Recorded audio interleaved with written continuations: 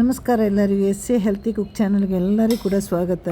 ನಾನು ಸರಿತಾ. ಇವತ್ತು ವಿಶೇಷದಲ್ಲಿ ವಿಶೇಷವಾದ ಒಂದು ಅಡುಗೆ ಜೊತೆ ಬಂದಿದೆ ನಾನು. ಅದುವೇ ನಮ್ಮ ಮೇಕೆ ಮಾಂಸದ ಸಾರು, ಮಸಾಲೆ ಸಾರು. ಅಂದರೆ ತುಂಬ ಎಳೆ ಮೇಕೆ, ಇದು ಬಹಳ ಚೆನ್ನಾಗಿ ಸಾರು ಬಂದಿದೆ. ಹಾಗಾಗಿ ಇವತ್ತು ನಿಮಗೆ ನಾನು ಇದರ ಬಗ್ಗೆ ವಿವರವಾಗಿ ನಾನು ಹೇಳ್ಕೊಡ್ತೇನೆ, ಇದು ಹೇಗೆ ಮಾಡಿದ್ದೇನೆ ಅಂತ.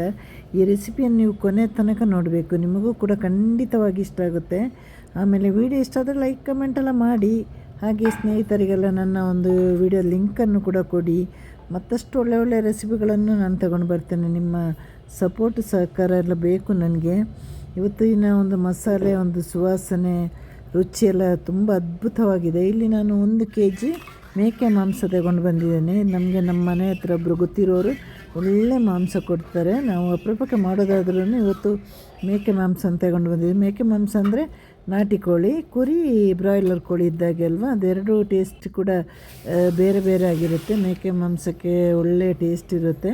ಹಾಗೆ ಮೇಕೆ ಮಾಂಸ ಬಂದಾಗೆಲ್ಲ ನಮ್ಮನ್ನು ಕರೀತಾರೆ ಅವರು. ಈಗ ತೊಳೆದು ಇಟ್ಟಿದ್ದೀನಿ ನಾನು 1 kg ಮಾಂಸ ಅಂತ ಚೆನ್ನಾಗಿ ತೊಳೆದು. ಇಲ್ಲಿ ನಾನೊಂದು 5 ಹಸಿಮೆಣಸಿನಕಾಯಿ, ಹಾಗೆ 2 ದೊಡ್ಡ ಈರುಳ್ಳಿಯನ್ನು ಕೂಡ ಕಟ್ ಮಾಡ್ತಾ ಇದ್ದೇನೆ. ಹಾಗೆ ಅದಕ್ಕೆ 2 ಟೊಮೆಟೊನ ಕೂಡ ನಾನೀಗ ಮೊದಲು ಕಟ್ ಮಾಡಿ ರೆಡಿ ಮಾಡ್ತಾ ಇದ್ದೇನೆ. ಇವತ್ತು ಬರೀ ಮಣ್ಣಿನ ಪಾತ್ರೆಯಲ್ಲಿ ನಾವು ಮಾಡೋದು. ಅದು ಎಳೆ ಮಾಂಸ ಆಗಿರೋದಕ್ಕೆ ಬಲ್ತಿದಾದರೆ ಕುಕ್ಕರಲ್ಲಿ ವಿಷಲ್ ತೆಗಿಲೇಬೇಕಾಗುತ್ತೆ. ಹಾಗಾಗಿ ನಾನು ಎಳೆ ಮಾಂಸ ಮತ್ತು ಮೇಕೆ ಮಾಂಸ ಕುರಿ ಮಾಂಸಕ್ಕಿಂತ ಬೇಗ ಬೇಯುತ್ತೆ. ಇದೊಂದು ಕಾರಣದಿಂದ ನಾನು ಇವತ್ತು ನಿಮಗೆ ಮಣ್ಣಿನ ಪಾತ್ರೆಯಲ್ಲಿ ತುಂಬ ರುಚಿಕರವಾಗಿ ಹೇಗೆ ಮಾಡೋದು ಅಂತೆಲ್ಲ ಹೇಳ್ಕೊಡ್ತೇನೆ. ಈಗ ಮಣ್ಣಿನ ಪಾತ್ರೆ ತಗೊಳ್ಳಿ, ತುಂಬ ಬಿಸಿ ಆಗಬೇಕು. ಅದು ಹೊಗೆ ಹೋದ್ಮೇಲೆ ಅದಕ್ಕೆ ಎಣ್ಣೆ ಹಾಕಿದ್ಮೇಲೆ ಎಣ್ಣೆ ಕೂಡ ಬಿಸಿ ಆಗಬೇಕು. ಎಷ್ಟು ಎಣ್ಣೆ ಹಾಕಬೇಕಂದ್ರೆ 2-3 ಸ್ಪೂನ್ ಒಳಗೆ. ಟೀ ಸ್ಪೂನ್ ಅಂದರೆ ಚಿಕ್ಕ ಸ್ಪೂನ್ ಬಗ್ಗೆ ಹೇಳ್ತಾ ಇದ್ದೀನಿ, ದೊಡ್ಡ ಸ್ಪೂನ್ ಹಾಕಬೇಡಿ ನೀವಿನ್ನು. ಹಾಗೆ ಈಗ ಈರುಳ್ಳಿಯನ್ನು ಮೊದಲು ಚೆನ್ನಾಗಿ ಫ್ರೈ ಮಾಡಿ, ರೆಡ್ ಕಲರ್ ಬರೋದೇನು ಬೇಡ, ಈರುಳ್ಳಿಯನ್ನು ಫ್ರೈ ಮಾಡ್ತಾ ಹೋಗಿ ನೀವು. ಹಾಗೆ ಅದು ಮೆಲ್ಟ್ ಆಗಬೇಕಲ್ವಾ. ಹಾಗೆ ಹಸಿಮೆಣಸಿನಕಾಯಿ ಕೂಡ ಹಾಕಿ, ಹಸಿಮೆಣಸಿನಕಾಯಿನ ಕೂಡ ಜೊತೆಯಲ್ಲಿ ಫ್ರೈ ಮಾಡಿ. ಹಾಗೆ ಫ್ರೈ ಮಾಡಿ ನಾವು ಮನೆಯಲ್ಲೇ ತಯಾರು ಮಾಡಿದ ಬೆಳ್ಳುಳ್ಳಿ ಶುಂಠಿ ಪೇಸ್ಟ್ ಆಗಬೇಕು, ರೆಡಿಮೇಡ್ ಹಾಕಬೇಡಿ ಸಾರಿಗೆಲ್ಲ. ಹಾಗೆ ಮನೆಯಲ್ಲೇ ರೆಡಿ ಮಾಡಿದ 1 ಸ್ಪೂನಷ್ಟು ಬೆಳ್ಳುಳ್ಳಿ ಶುಂಠಿ ಪೇಸ್ಟ್ ಹಾಕಿ, ಇದು ಹಸಿ ವಾಸನೆ ಹೋಗೋ ತನಕ ಇದನ್ನು ಫ್ರೈ ಮಾಡಬೇಕು. ಯಾಕಂದರೆ ನೀವು ಪ್ಯಾಕೆಟ್ ಹಾಕಿದರೆ ಡಿಫ್ರೆಂಟ್ ಟೇಸ್ಟ್ ಬರುತ್ತೆ. ಹಾಗಾಗಿ ನಾನು ಮನೆಯಲ್ಲೇ ಮಾಡಿ ಹಾಕಿ ಅಂತ ಹೇಳೋದು. ಈಗ ಏನಿಲ್ಲ, 2 ಚಿಕ್ಕ ಚಕ್ಕೆ ತುಂಡು, 2 ಲವಂಗ, ಹಾಗೆ 1 ಏಲಕ್ಕಿ ಅಷ್ಟೇ ಹಾಕಿದ್ದೀನಿ. ಅದು ನಾನು ಹಿಂದೆ ಹೇಳಿದಾಗೆ ಮುಖಕ್ಕೆ ಹೊಡಿಬಾರ್ದು ನಮಗೆ ಮಸಾಲೆ. ಇದನ್ನು ಕೂಡ ಎಲ್ಲವನ್ನು ಕೂಡ ಫ್ರೈ ಮಾಡಿ. ಈಗ ನಾನು ಮೀಡಿಯಮ್ ಫ್ಲೇಮಲ್ಲಿ ಇಟ್ಟಿದ್ದೇನೆ. ಹಾಗೆ ನಾವು ಕಟ್ ಮಾಡಿರೋ 2 ಟೊಮೆಟೊನ ಕೂಡ ಸರಿಯಾಗಿ ಫ್ರೈ ಮಾಡಿ. ಈಗ ಹೈ ಫ್ಲೇಮಲ್ಲಿ ಇಟ್ಟು ಮಾಡ್ಬೋದು, ಯಾಕಂದರೆ ಟೊಮೆಟೊ ನೀರು ಬಿಡುತ್ತಲ್ವ. ನೀರು ಬಿಡುವ ಏನೇ ಒಂದು ತರಕಾರಿ ಇದ್ದರೂ ನಾವು ಹೈ ಫ್ಲೇಮಲ್ಲಿ ಇಟ್ಟು ಮಾಡ್ಬೋದು. ಹಾಗೆ ಇದನ್ನೀಗ ಚೆನ್ನಾಗಿ ಫ್ರೈ ಮಾಡಿದ ನಂತರದಲ್ಲಿ ನಾವು ಮಟನ್ ಹಾಕಬೇಕು. ಮಟನ್ ಹಾಕಿ ಇದನ್ನು ಕೂಡ ಒಂದು 5 ನಿಮಿಷ ಫ್ರೈ ಮಾಡಬೇಕು. ನಾನಿಲ್ಲಿ ಮೇಕೆ ಮಾಂಸ ಬಗ್ಗೆ ಹೇಳ್ತಾ ಇದ್ದೀನಿ. ನೀವು ಕುರಿ ಮಾಂಸ ಬಲ್ತಿದ್ದೆಲ್ಲ ತಂದರೆ ಖಂಡಿತವಾಗಿ ಕುಕ್ಕರಲ್ಲಿ ಮಾಡಬೇಕು, ಇಲ್ಲಾಂದರೆ ಹೊಟ್ಟೆ ನೋವು ಬಂದುಬಿಡುತ್ತೆ. ಮೇಕೆ ಮಾಂಸ ಅಲ್ಲಿ ಎಳೆದು ಕೇಳಿದರೆ ನಿಮ್ಗೆ ಕೊಡ್ತಾರೆ, ನಮ್ಗೆ ಗೊತ್ತಾಗುತ್ತೆ ಅದು ಎಳೆದು ಯಾವುದು ಬಲ್ತಿದ್ದು ಯಾವುದು ಅಂತ. ಮತ್ತು ಮಣ್ಣಿನ ಪಾತ್ರೆಯಲ್ಲಿ ಬೇಗ ಅಲ್ವಾ, ಎಲ್ಲ ವಸ್ತುಗಳು ಬೇಗ ಬೇಯುತ್ತೆ. ಹಾಗಾಗಿ ಮಣ್ಣಿನ ಪಾತ್ರೆಯಲ್ಲೇ ಮಾಡಬೇಕು ಏನೇ ಅಡುಗೆ ಮಾಡಬೇಕಂದ್ರೆ. ಈಗ 1 ಸ್ಪೂನಷ್ಟು ಅರಿಶಿನ ಪುಡಿ ಕೂಡ ಹಾಕಿ, ಅರಿಶಿನ ಪುಡಿ ಹಾಕಿದ ನಂತರದಲ್ಲಿ ಚೆನ್ನಾಗಿ ನೀವು ಅದನ್ನು ಮತ್ತೆ 1-2 ನಿಮಿಷ ಫ್ರೈ ಮಾಡಿ. ಈಗ ಇದರಲ್ಲೇ ಒಂದಷ್ಟು ಫ್ರೈ ಆಯ್ತಲ್ವ ನಮ್ಮದು. ಟೊಮೆಟೊ ಹಾಕಿ, ಈರುಳ್ಳಿ ಹಾಕಿ, ಹಸಿಮೆಣಸಿನಕಾಯಿ ಹಾಕಿ, ಶುಂಠಿ ಬೆಳ್ಳುಳ್ಳಿ, ಆಮೇಲೆ ಅರಿಶಿನ ಹಾಕಿ ಹೀಗೆ ಫ್ರೈ ಮಾಡ್ತಾ ಹೋದೆವು ನಾವು. ಇನ್ನೂ ಜಾಸ್ತಿ ನೀರು ಹಾಕಲಿಕ್ಕೆ ಹೋಗಬಾರ್ದು ಇದಕ್ಕೆ. ಯಾಕೆಂದರೆ ಸ್ವಲ್ಪ ಜಾಸ್ತಿ ನೀರು ಹಾಕಿದರೆ ಅದು ಹೋಯಿತು. ಹಾಕುವಾಗ ನೀವು ಕುದಿಸಿದ ನೀರನ್ನು ಹಾಕಬೇಕು. ಬರೀ ತಣ್ಣೀರು ಹಾಕಿದರೆ ಅದೊಂದು ರೀತಿ ಟೇಸ್ಟ್ ಹೋಗುತ್ತೆ. ಕುದಿಸಿ ಆರಿಸಿದ ನೀರಾದರೆ ಆಗ್ಬೋದು, ಕುದಿಸಿದ ಬಿಸಿ ಬಿಸಿ ನೀರು ಆಗ್ಬೋದು. ಹಾಗೆ ಸಾಲ್ಟ್ ಹಾಕಿ, ನಾನು ಹೇಳೋದಕ್ಕೆ ಮರ್ತುಬಿಟ್ಟೆ, ಸಾಲ್ಟ್ ಹಾಕಿ. ಇಲ್ಲಾಂದರೆ ಸಾಲ್ಟು ತುಂಬ ಎಳೆಯೋದಕ್ಕಷ್ಟೇ, ಎಳೆದಾಗಿದ್ದಕ್ಕೆ ಸಾಲ್ಟ್ ಹಾಕೋದು, ಇಲ್ಲಾಂದರೆ ಲಾಸ್ಟಿಗೆ ಹಾಕಬೇಕು. ಇದು ಬೇಗ ಬೇಯುವ ಒಂದು ಗೋಟು ಮಾಂಸ ಅಂದರೆ ಮೇಕೆ ಮಾಂಸ. ಹಾಗಾಗಿ ನಾನು ಈಗ ಅಲ್ಲಿ ಉಪ್ಪು ಹಾಕಿದ್ದೇನೆ. ಇನ್ನೊಂದು ಸ್ವಲ್ಪ ಬಿಸಿನೀರು ಹಾಕಿ ಸಣ್ಣ ಕಪ್ಪಲ್ಲಿ, ಆಮೇಲೆ ಮುಚ್ಚಿಟ್ಟು ಬೇಯಿಸುವಾಗ ಮೀಡಿಯಮ್ ಫ್ಲೇಮಲ್ಲಿ ಇಟ್ಕೊಳ್ಳಿ. ಆಗ ಬೇಗ ನಮಗೆ ಹೈ ಫ್ಲೇಮ್ಗಿಂತಲೂ ಮೀಡಿಯಮ್ ಫ್ಲೇಮಲ್ಲಿ ಬೇಗ ಬೇಯುತ್ತೆ. ನೋಡಿ, ಈಗ ನಾನು ಎಷ್ಟು ನೀರು ಹಾಕಿದ್ದೀನಿ ಅಂತ ನೀವು ನೋಡಿದ್ರಲ್ವ. ಇದನ್ನು ಮುಚ್ಚಿಟ್ಟು ಚೆನ್ನಾಗಿ ಬೇಯಲಿಕ್ಕೆ ಬಿಡಬೇಕು. ಮಧ್ಯದಲ್ಲಿ 1-2 ಸಲ ಬಂದು ನೋಡಿ ಹೋಗಿ, ಯಾಕಂದರೆ ಸೀದು ಹೋಗಬಾರ್ದಲ್ವ.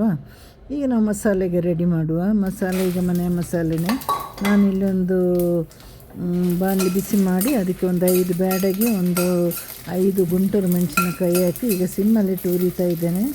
ಇದು ಘಮ ಘಮ ಅಂತ ನಮಗೆ ಸ್ಮೆಲ್ ಬರುವಾಗ ನಾವು 1 ರಿಂದ 1/4 ಸ್ಪೂನ್ ತನಕ ಧನಿಯಾ ಬೀಜ ಹಾಕ್ಬೋದು. ಇದನ್ನು ಕೂಡ ಫ್ರೈ ಮಾಡಿ. ಇದು ತುಂಬ ಸಿಮ್ಮಲ್ಲಿ ಅಥವಾ ಮೀಡಿಯಮ್ ಫ್ಲೇಮಲ್ಲಿಟ್ಟು ಫ್ರೈ ಮಾಡಬೇಕು, ಸೀದು ಹೋಗಲೇಬಾರ್ದು. ಇವಾಗ ನಿಮ್ಮ ಕೈಯಲ್ಲಿ ಒಂದು ಫ್ರೆಶ್ ಕೊತ್ತಂಬರಿ ಸೊಪ್ಪಾಗಬೇಕು.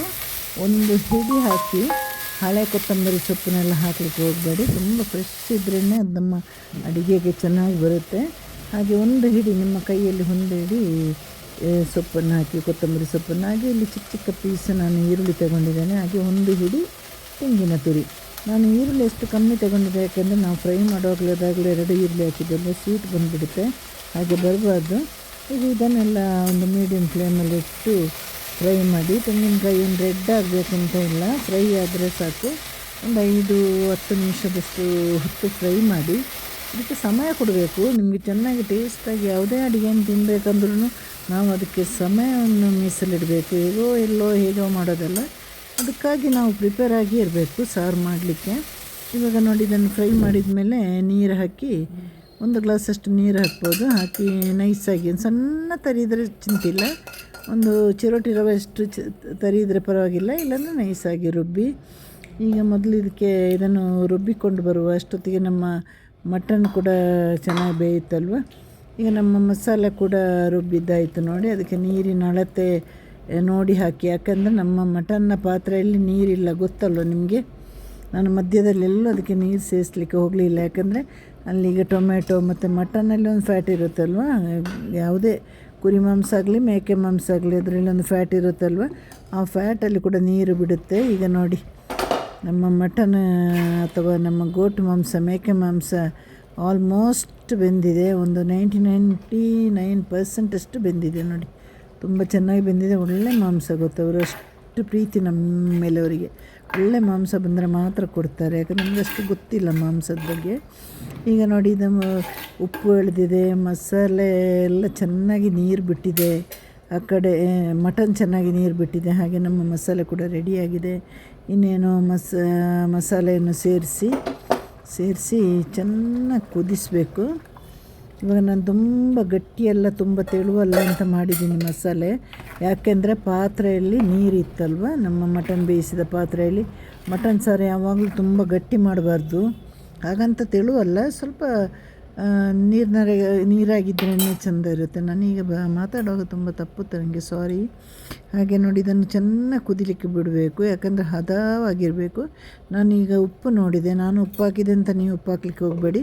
ಉಪ್ಪು ನೋಡಿ ಉಪ್ಪನ್ನು ಹಾಕಿ. ನಾವು ಮಟನಿಗೆ ಉಪ್ಪು ಹಾಕಿದ್ದು ಕೆಲವೊಮ್ಮೆ ಸಾಕಾಗಿಬಿಡುತ್ತಲ್ವ, ಹಾಗಾಗಿ ನಾನಿಲ್ಲಿ ಹಾಕಿದ್ದೀನಿ, ನಾನು ಹೇಳಿದ್ದೀನಿ ಅಂತಲ್ಲ. ಉಪ್ಪೆಲ್ಲ ಅದೆಲ್ಲ ನಿಮಗೆ ಅಡುಗೆ ಮಾಡುವವರಿಗೆ ಗೊತ್ತಿರಬೇಕು, ಯಾವಾಗ ಎಷ್ಟು ಉಪ್ಪು ಹಾಕಬೇಕು ಅಂತ. ನಂದು ಇಲ್ಲಿ ಸಾರು ಉಪ್ಪು ಕಮ್ಮಿ ಇತ್ತು, ಅದಕ್ಕೆ ನಾನು ಉಪ್ಪು ಹಾಕಿದೆ. ಇನ್ನು ಇದನ್ನು ಸರಿಯಾಗಿ ಒಂದು 5 ರಿಂದ 10 ನಿಮಿಷ ನಾವು ಕುದಿಲಿಕ್ಕೆ ಬಿಡಬೇಕು. ಅದರ ಪೂರ್ತಿ ಸಾರು ಕುದಿಬೇಕು. ಇನ್ನೇನು ಕುದಿದ ಮೇಲೆ ನಮಗೆ ಏನು ಕೆಲಸ ಇರೋದಿಲ್ಲ.